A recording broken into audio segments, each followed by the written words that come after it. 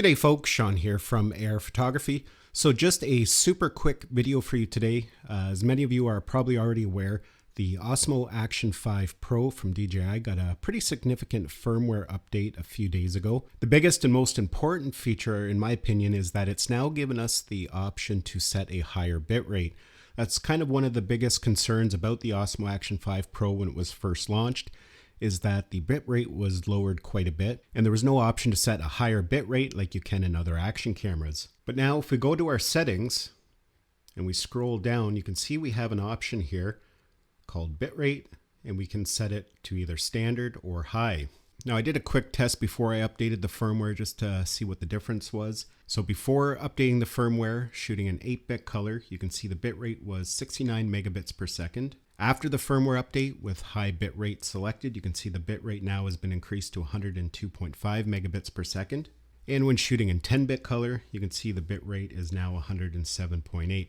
So definitely an important firmware update. Now there was a lot of other things added with this firmware update. It's added a new timer shooting function. Again, in the settings, you can see we have this new option called timer shooting. So we can enable that and we can select what mode we want to film in.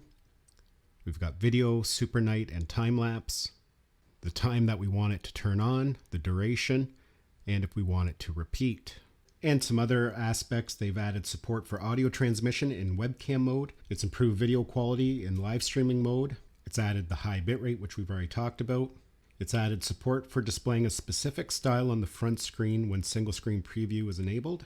Added support for that new e-bike system that DJI is working on. Added support to maintain zoom ratio after the camera is powered off. Added support for setting audio gain during live recording. It's optimized stabilization when recording video with a slow shutter exposure. It says it's also optimized image quality when the camera is recording video or super night mode. So definitely an important update for the DJI Osmo Action 5 Pro.